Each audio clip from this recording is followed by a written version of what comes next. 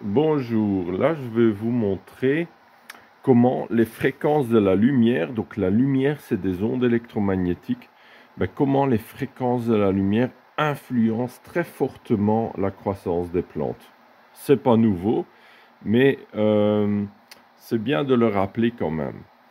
Donc ça c'est aussi l'électroculture, parce que dans le domaine, c'est aussi le domaine de l'électroculture, parce que il s'agit là de l'influence de fréquences électromagnétiques sur les plantes. Et là, dans le spectre visible qu'on appelle la lumière.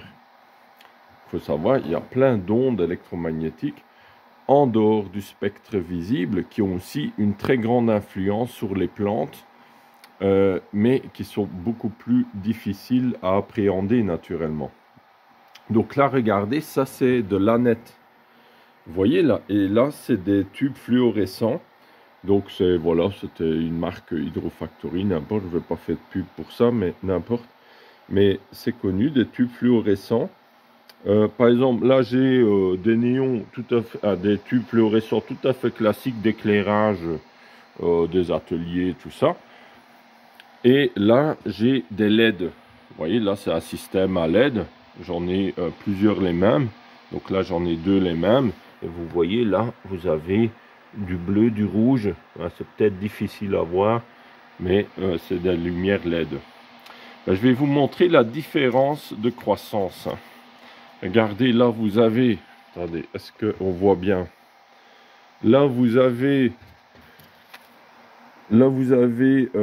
des anettes que j'ai repiquées il y a 2 semaines environ et que j'ai mis sous les tubes fluorescents.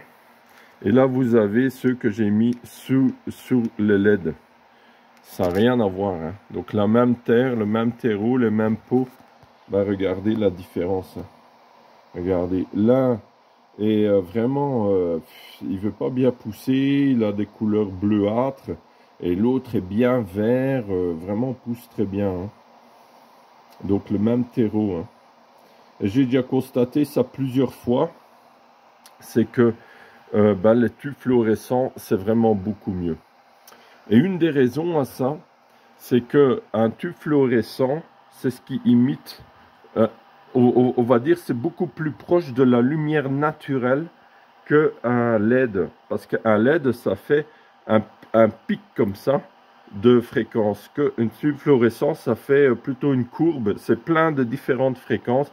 Ça fait plutôt une courbe qui est beaucoup plus proche de la lumière naturelle. Hein. Et après, dans l'horticulture, vous trouvez différents tubes fluorescents pour la croissance, pour la floraison, qui sont aussi alors plus adaptés aux fréquences pour la croissance. Donc, même s'il y a des tubes fluorescents plus adaptés à la croissance ou à la floraison, ça c'est par rapport aux couleurs. Hein. Donc dans la lumière blanche, vous avez toutes les couleurs de l'arc-en-ciel. Quand on dissèque la lumière, on va dire, vous avez toutes les fréquences de l'arc-en-ciel. Et vous pouvez avoir des lumières où il y a plus de rouge dedans ou plus de bleu dedans. Hein, où ça penche plutôt vers le rouge ou vers le bleu. Et cela influence la façon que les plantes poussent. Et il y a aussi des différences comme ça dans la nature entre la lumière du matin au crépuscule et la lumière du jour en pleine journée, ou entre le printemps, l'été, l'automne, l'hiver, la lumière change, les fréquences de la lumière changent. Donc il faut savoir ça, c'est très intéressant. Et malgré qu'il y a déjà pas mal d'études sur ces sujets, on découvre encore beaucoup de choses et il y a encore beaucoup de choses à découvrir. Donc là, par exemple, je vais vous en prendre un, deux, là. Vous voyez, là, j'avais juste mis dans les pots, dans cette cachette, en dessous de ces lumières LED. Hein. Maintenant, il y a certaines plantes qui poussent bien, sans trop de problèmes. Par exemple, là, j'ai une courgette, 2 courgettes, là, qui poussent bien. On voit bien qu'ils font de belles feuilles. Donc, ça veut dire qu'il y a des plantes qui vont être plus sensibles que d'autres à certaines fréquences lumineuses. Hein, donc c'est pas une généralité. C'est pas parce qu'on a une bonne lumière qui marche bien sur une plante qu'une autre plante a les mêmes besoins de lumière. Non, il y aura des lumières beaucoup plus adaptées à telle ou telle plante, telle ou telle culture. Donc chez les professionnels, on peut le voir, quand il y a des grandes serres de tomates, ben, ils auront la lumière vraiment optimisée pour la tomate. Quand c'est de la salade, ce sera pour la salade, etc., etc. Vous voyez, là, c'est des potimarrons qui poussent, là. Hein, ça, c'est des oignons, là, par exemple. Ben, je dois dire, vous voyez, il file un tout petit peu, mais c'est parce qu'il n'y a pas assez de quantité de lumière, mais voilà, ça suffit pour faire ce que j'ai à faire. Ils sont bientôt prêts à être plantés. Maintenant, là, par exemple, sur les tournesols, ben, vous voyez, là, il y a eu les tournesols au filet, étranges, mais pas tous. Vous voyez, là, il y en a 3 qui germent maintenant, et eux, ils filent pas. Très bizarre. Et les autres ont filé. Hein. Donc, il y a des choses étranges parfois qui se passent. Là, c'est des butternuts. Ben, ils poussent assez bien aussi, là. Ils sont prêts à être plantés. Voilà. Donc là, maintenant, je vais vous montrer la différence dehors. On verra mieux dans la lumière du jour. Il y aura moins de bruit. Ben là, vous voyez là. Regardez la différence. Ah, regardez. Ça, c'est sous LED. Et ça, vous voyez, avec la couleur rouge et bleue enclenchée hein, sur le LED. Et là, c'est sous les tubes fluorescents pour croissance. Hein. Voilà, pour la croissance végétative. Bah, vous voyez, c'est une grande différence. Hein. Donc ça, c'est de l'aneth. Hein. Ah, c'est très bon avec le fromage blanc et des choses comme ça aussi. Voilà, j'aime beaucoup. Voilà. Bah, je voulais vous montrer ça. Bah là, comme on est là, je vous montre là. Ça, c'est un semis. Ça, c'est des poirées, mais ils traînent là depuis longtemps. Il faudrait que je les transplante ou que je les plante carrément en terre. Ça c'est des betteraves rouges. Hein. Donc ça c'est la variété Chiyoga hein, dont je vous partage beaucoup de graines. Hein. Donc tous mes clients reçoivent un sachet, ou presque tous, hein, un sachet ou de graines de tournesol, hein, ça tout le monde, et des graines de betterave Chiyoga. Hein. Et là, voilà, là j'ai un semis de persil qui n'a pas réussi. J'en ai qu'un qui a germé. Voilà, le persil c'est un peu particulier, ça marche pas toujours.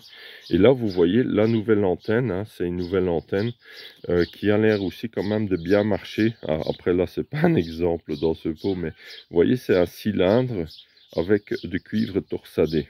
Hein, donc voilà, c'est un modèle supplémentaire dans la gamme à expérimenter, donc qui est apparu cette année. Hein. Donc là, ça c'est de la betterave noire d'Égypte, hein, ou rouge d'Égypte, voilà. Mais avec la Chiyoga, j'ai vraiment des bons résultats ici, dans mon climat. Donc je continue. C'est des graines que je récupère, que je produis depuis déjà plusieurs années maintenant. Et voilà, donc ça fonctionne bien.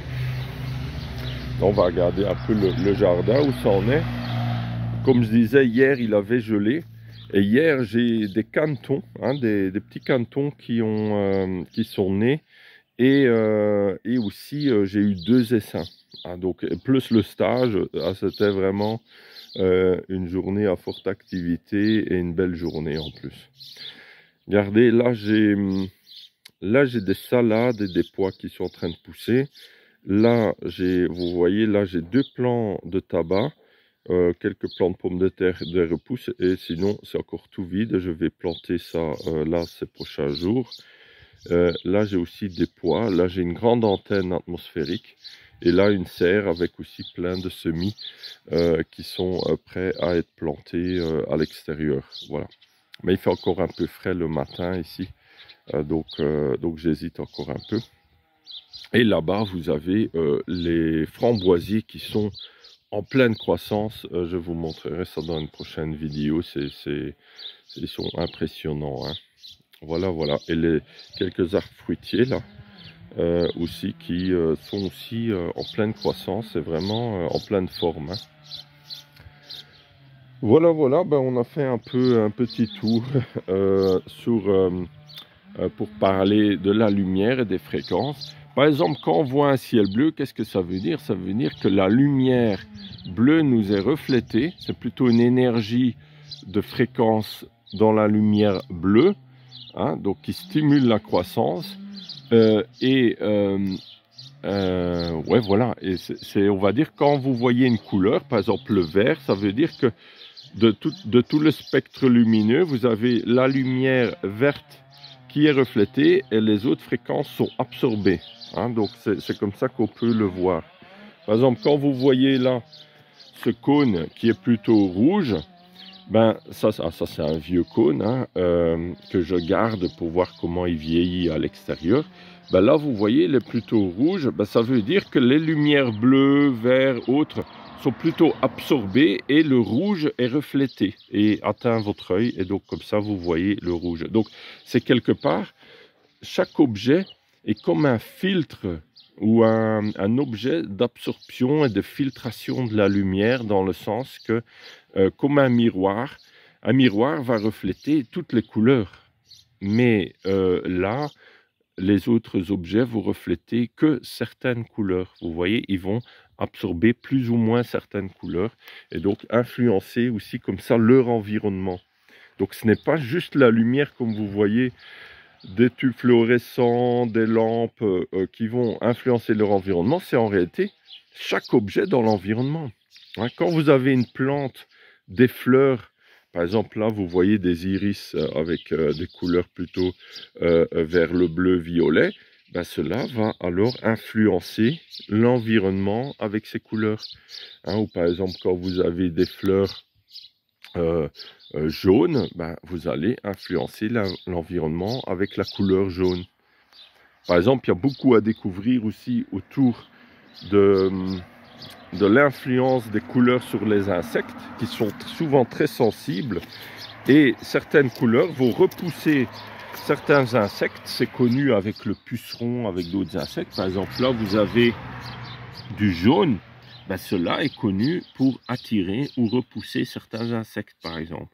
Et on pourrait utiliser ces propriétés dans le jardin pour protéger certaines autres plantes de certains insectes, en accompagnant, en plantant certaines plantes comme plantes accompagnatrices d'autres plantes pour se protéger mutuellement. Donc c'est vraiment, la nature est vraiment merveilleuse et complexe, et la connaissance, c'est vraiment une histoire de connaissance, peut vraiment apporter beaucoup de solutions et d'astuces pour améliorer son jardin. Voilà, voilà. Merci à vous tous, à tout bientôt. Abonnez-vous à la chaîne, partagez vos commentaires. Si vous avez comme ça des astuces, des connaissances autour de l'influence de la couleur et de la lumière sur les plantes, mettez en commentaire, mettez des liens aussi. C'est très très intéressant et on a beaucoup de choses à apprendre là-dessus, hein. Donc je serais heureux d'expérimenter aussi un peu plus là-dessus. Par exemple, dans ma serre, je mets un filtre rouge pour voir comment les plantes poussent autour, et j'ai pu confirmer, remarquer que mes plantes tomates ont tendance à faire plus de fleurs près de ce filtre rouge, hein. Donc c'est un bout de plastique rouge, on va dire, où la lumière passe à travers, que j'ai mis simplement au plafond de la serre, hein. C'est aussi simple que ça, hein. Voilà, voilà. Voilà, vous voyez comme il fait beau là, c'est magnifique. Avec la belle montagne, les nuages. Là, les derniers temps, on a vraiment des beaux ciels comme avant. C'est magnifique. Voilà, on se trouve dans les Vosges alsaciennes. C'est magnifique. Là, c'est le Climont qui est en face de moi là.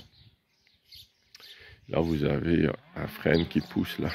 Vous voyez, je laisse pousser parfois un peu les arbres. Mais je peux pas tous les garder, hein, sinon je vis en forêt vierge ici. Donc je dois bien en couper si je veux garder un potager, un jardin, des prairies, sinon c'est la forêt qui reprend le dessus ici. On doit toujours couper des arbres, comme vous entendez là, un voisin qui est en train de tronçonner, de faire son bois de chauffage pour l'année prochaine probablement, au loin. À tout bientôt, au plaisir. Merci à vous. Au revoir. Ben, vous voyez là, c'est dans une de mes serres. Et vous voyez simplement ce film plastique rouge que j'ai mis là du côté sud de la serre. Comme ça, la lumière est filtrée et on voit que là, c'est la lumière naturelle. Et là, il y a comme une ombre, ben, c'est le rouge.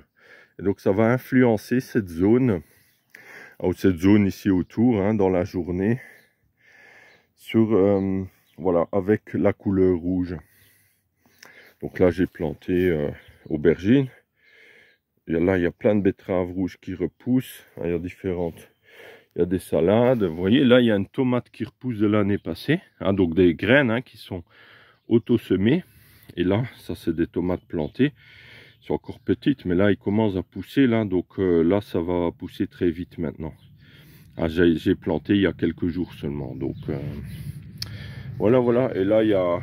Vous voyez, là, ça, c'est un concombre ou cornichon qui repousse aussi tout seul de l'année passée.